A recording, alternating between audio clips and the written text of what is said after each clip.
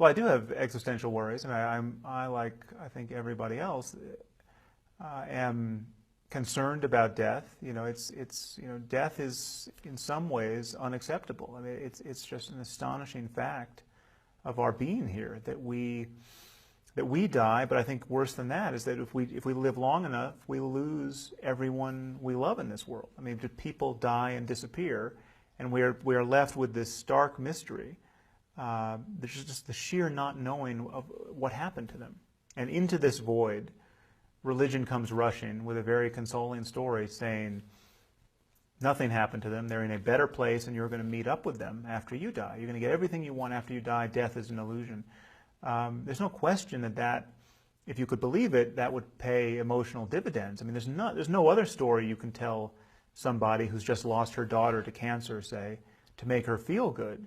It is consoling to believe that the daughter was just taken up with Jesus and everyone's going to be reunited in a few short years. There's no replacement for that. There doesn't need to be a replacement for that. I think we have to just witness the cost of that. I mean, there are many obvious costs of that way of thinking. One is we just don't teach people how to grieve. I mean, religion is the kind of the antithesis of teaching your children how to grieve. You tell your child that grandma's in heaven, and there's nothing to be sad about. That's religion.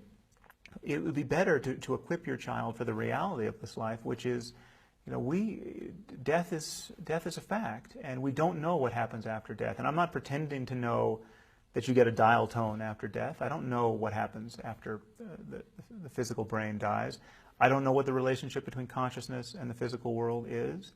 I don't think anyone does know. Now, I think there are many reasons to be doubtful of naive conceptions about the soul and about this idea that you could just migrate to a better place after death. But I simply don't know about I don't know what I believe about death.